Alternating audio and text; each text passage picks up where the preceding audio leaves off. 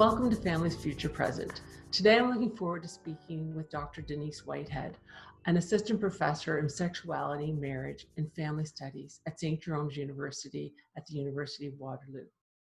Dr. Whitehead is a graduate of Osgoode Law School, as well as received her PhD in family relations and human development at the University of Guelph.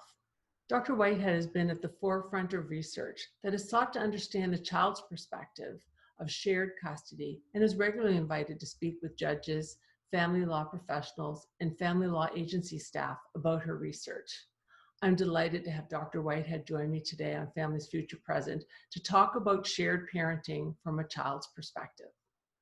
Dr. Whitehead, thank you so much for joining us on Families Future Present today. I'm really interested to be talking to you about your research on shared parenting. So just to start off the conversation, can you tell me a little bit about, from your experience, what makes shared parenting work? So I've had the incredible opportunity to actually talk to young adults who spent time as children living at some point in a shared arrangement with their parents following their separation. And one of the things that the children made really clear was that certain things made that work a lot better if the parents lived fairly in close proximity to each other, because it made it a lot easier to get to and from school. If parents were really helpful about forgotten belongings, it's inevitable when you're a kid that you'll forget the textbook or your gym shoes. And those parents who understood that they were still children and facilitated helping the kids retrieve their belongings, pick up their project, was always appreciated. I think the other things that children always appreciate is flexibility. Sometimes parents have gone to a lot of work to negotiate a schedule, and the parents can think that the best thing is to kind of live that schedule, very rigidly and to the letter. But almost every child I interviewed, whether they had flexibility or not, often said that flexibility was probably one of the most positive things.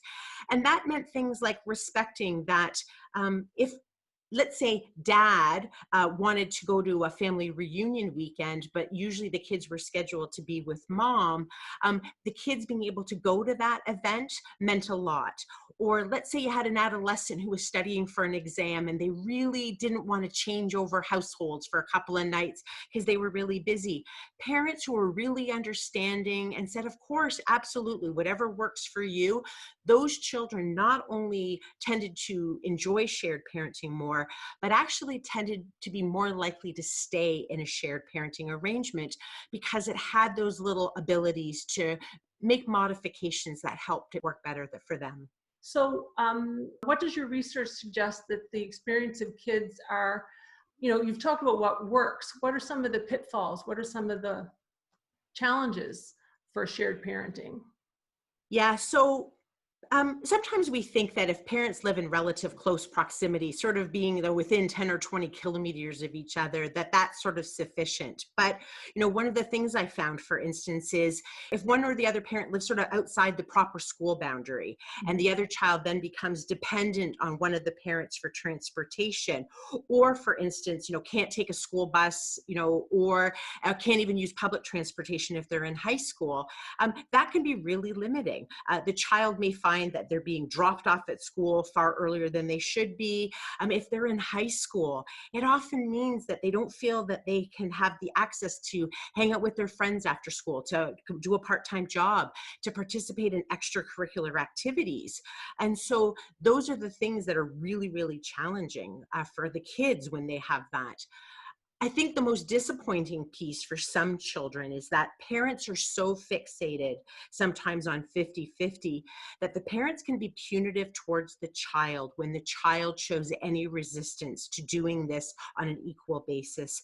And those children may stay in shared custody, but they are miserable and they are waiting for the day when they will be legally able to get out of it.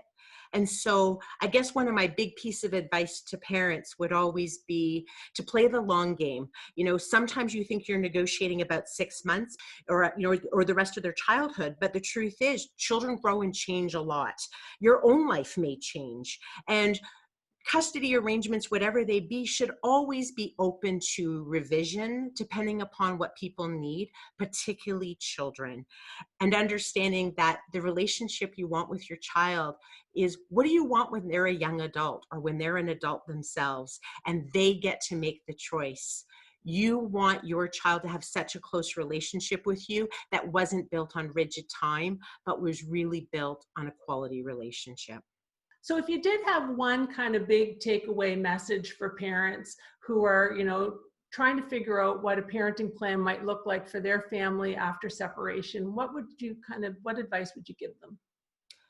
I would say that doing 50-50 has the potential to give parents a good relationship with their child, but ultimately it really isn't about the time. And the most important thing is to always remember that while parents do a lot for children, often in making 50-50 work, the truth is children do even more of the heavy lifting and work to make 50-50 work for their parents. And I think parents need to understand that and respect that and be attuned to their children's emotional well-being as a result. Mm-hmm. Yeah, that's really great advice. Thank you so much for your time, Dr. Whitehead. I really appreciate it. Always enjoy speaking with you.